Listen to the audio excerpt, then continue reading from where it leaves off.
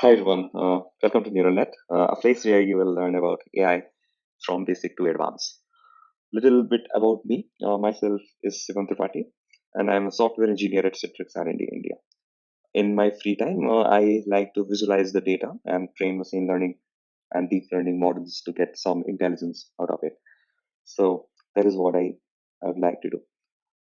I'm going to create this series of videos in YouTube where you can get idea about the basics of machine learning to high level concepts of AI and deep learning with hands-on experience in these technologies. So our goal is to understand concepts and the logic behind applications like ChatGPT, Google Bard, and creating similar low-level AI applications. In order to achieve that, we are going to start from machine learning and other topics around it. We will create videos for a few additional topics like Python and other mathematical topics in between so that you can get proper understanding of their workings. Meanwhile, we will creating demo projects as well to get the hands-on experience on the topics what we would have learned. So let's start with our first video, which is about introduction to AI, deep learning, and machine learning. Okay, so this is the roadmap of this session. We will start from the introduction and few examples of machine learning and AI use cases. At the end of this session, we will see what's going to be next session's topic. And you guys can always comment down your question and queries in comment section. I will try to reply most of them there. And if it needs more explanation, I will add the question in my next video. Okay, let's move on to prerequisites of this series. So the basic knowledge about these topics will help you to understand concepts more concretely.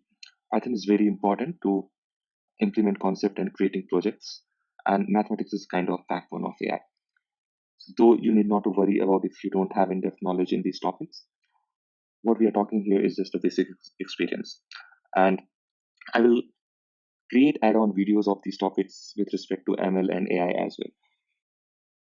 Okay, so let's move on to our main slide, which is about introduction of AI, machine learning, and deep learning. So everything comes under the artificial intelligence. So AI is nothing; it is just wherever there is little intelligence, that is AI, and it might be a if and else statement. So in programming, you write if and else. It is little intelligent, right? It can act on one kind of condition. If you write 10,000 if and else condition, it's more intelligent than that because it can act on 10,000 conditions. So anything you know which can give you some intelligent output is the AI. Now, you cannot keep adding the condition. So that's why that's not the better way to go. And then the machine learning comes in a picture where there is no condition because there will be a problem where you cannot write the condition, right? So then machine learning comes in a picture, and in machine learning, what we do, we try to learn from the data. We create algorithms, and that algorithms enable machine to learn from the data. How do we do that? We are going to discuss that later. And then deep learning is a subset of the machine learning. So machine learning has so many algorithms, so many kind of approaches, and deep learning is one of them, which is inspired by human neuron. And why deep learning is very powerful, and why we are so much focused into deep learning. We are we are going to discuss about all these things, you know, in the next session or next videos. For now, it is just the introductory purpose, so that when someone is asking you what is deep learning, what is machine learning, you know about these stuffs. So let's move on to the next slide, which is about the examples of machine learning, AI, and deep learning. So you would have seen the image detection where we detect like what is the main object in this image. Like in this case, there's aeroplane in this image, and the AI model is detecting there is aeroplane, or this is frog, or this is dog. So this is the example of the AI application. Similarly, the translation is also example of AI applications. ChatGPT, one of the very famous one and very powerful, uh, is example of AI. Voice to text or text to voice is also an example of AI. Autonomous driving, you would have heard of the Tesla and the autonomous driving. All the vehicle which has the ADAS are capable of autonomous driving if they are properly trained. Is example of AI. So the first step of in this vast, the topic is the machine learning, right? Because machine learning enables you to think about one of the very basic term, that when you say that you're going to predict something. So what does that prediction actually means, and how do we, visualize that prediction? So that we are going to discuss in machine learning. So let's talk about the machine learning. And I think we all are from the, the programming background, or I am assuming that you guys have the basic idea about programming. So I am trying to relate the machine learning to our traditional programming. So when we talk about the traditional programming, it's very simple, right? I mean, you have an input, and then you have a written logic inside your program, and you perform that logic for that input, and whatever the output is, you return that output, right? Suppose it can be any function or anything. So that is how the traditional programming works. Machine learning is a little different. In machine learning, you don't pass the logic. Instead, you try to find the logic. So you have an input data and you have output data, and then you write some machine learning algorithm which enables machine to find out what could be a logic, what could be a rule, what could be a program.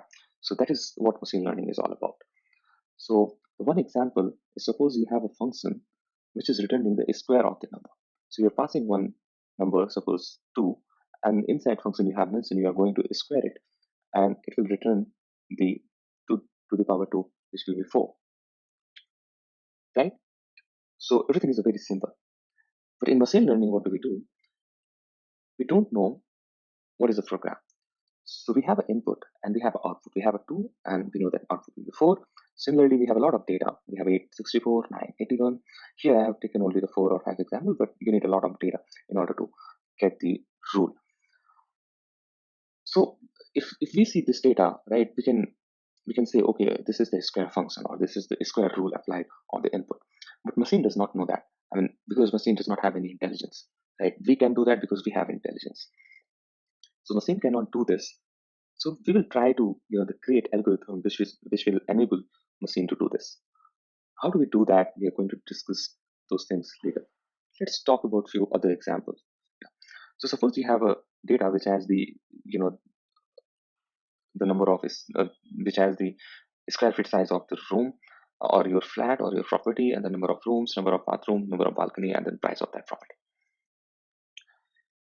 And there can be so many other factors which are not mentioned here. Just to make it problem simpler, we have taken only 3 or 4 properties. There could be a number of properties. Now, let's try to think, how will we predict? Suppose someone is giving, okay, you have this data, learn from that data, and then I'm giving you the size of my flat, and the number of rooms I have, the number of bathrooms I have, and the number of balcony I have, and then predict price for me. So this is a very simple machine learning problem where you have a data, and based on that data, you want to get the program or rule. And once you get the program and rule, you want to predict the value for some new data. So this is the goal of machine learning. Now, just try to think, how will we do that in this case? So just to make things simpler, we are taking only one parameter as an input and one as an output. So size is an input, size of your flat, and the price is going to be output. And we have taken the help of, the graph to visualize this data. So in x-axis, we are taking the square feet size of the flat, and y-axis we have the price of the flat. So this is the representation. This is how it does look like. So you can see that if I will say that, hey, my square feet size is a 700, you will say, okay, the prediction value should be 150 to 300, right? Uh, because this is what you can see or visualize it. So the one very step is to do that is we try to find the best fit line. What does it mean by best fit line? I mean, there will be one line on this plane, and the distance from each point to that line will be minimum. So how do we do that? So in order to do that, we just take any random line on the plane. This is just a random line on the plane, and then we try to find the distance from each point to that line. So calculate the distance and then sum all the distance. So suppose the first distance is to d0, and then d1, and then d2.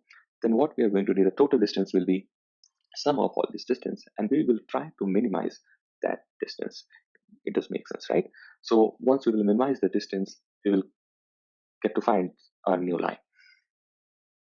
Now, how do we do that is another question which we are going to discuss in next session. So today's session objective is knowing about what is it actually about. So do we always take the best fit line? No, we can take any other function. We can take the any polynomial function. We can take the any kind of function. So that's why visualization is a very important, because once you have data, in graph, you can you can identify yourself like what could be your function for prediction. Now this is the representation. So suppose if you find the best fit line, it will be yellow one, and if your function is not a linear function, it's a polynomial function, then it will be a red line. So it completely depends the kind of data which you have. Now, since we are talking about the visualization, how do we visualize if we have the two parameters? So two parameters, suppose you have the size of your flat and then the lot size of your flat.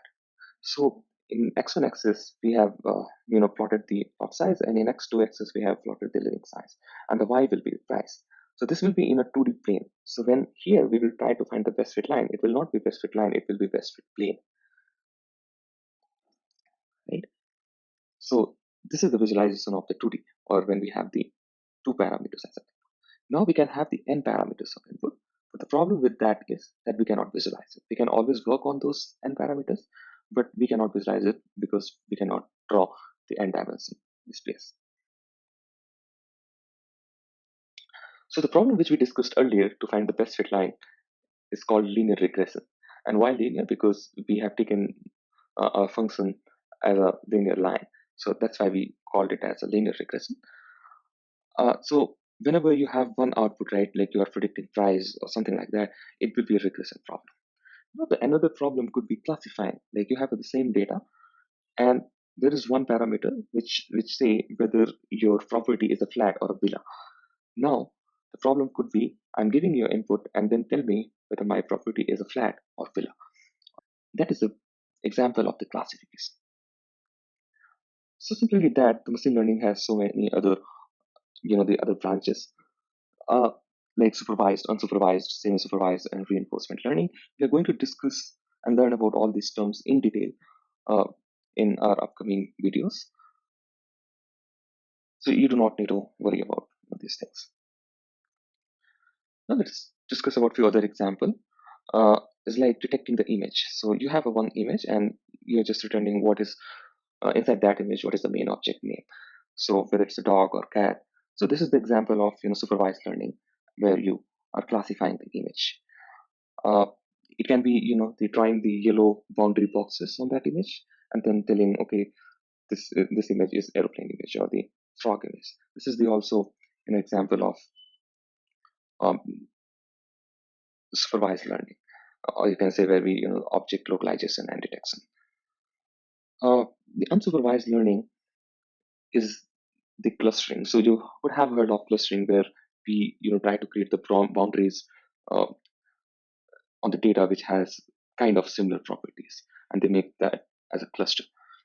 So that is the example of the clustering. The another example of the clustering where we say the distance between word or like similar words. So when you talk about the Italy, it does mean you are talking about the Rome also. So kind of Italy and Rome are related. So this is also example of unsupervised learning. Similar words like when you talk about the graph or subgraph or vertex, this all represents graph theory. So these are all the example of unsupervised learning. Let's move on to next.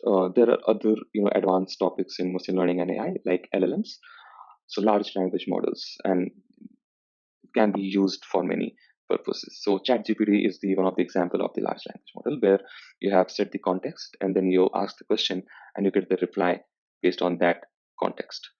So another one is the reinforcement learning, mostly used in robotics and gaming, where you learn from your experience. So you are, you have a one model, and based on that model, you are trying to do something, and now that doing might be correct or incorrect. If it is incorrect or correct, you learn from that data and you improve your model. So that is what the reinforcement learning is about. So far, what we have covered is what does prediction means, what is the linear regression, what is the classification, what is the supervised learning, what is unsupervised learning, what is the LLM reinforcement learning. And I don't want to make this video very long, so that's why I'm going to end this session here only. In the next session, we are going to discuss about supervised learning in detail. We are going to write few mathematical formula, and then we will try to implement that in Python so that you can see how does things actually works. I mean, if I'm telling verbally, it sometimes it does not make sense, but when you see in a screen and when you program it, everything just makes sense and be like, oh, this is how everything works. So in the next session, which is going to be more interesting, and because you will create something, and I will tell you the few sources from there you can get the data for different kind of problems. You can use that data to create your own application or your own prediction model. Okay, if you guys have any question, you can comment it down below. I will try to reply over there, and if it needs more explanation, I will add that question in my next video. If you like this, please like, share, and subscribe. Within this week, I'm going to upload the next session video. So click on the bell icon so that whenever I upload that, you will get notification. Thank you, and have fun with machine learning.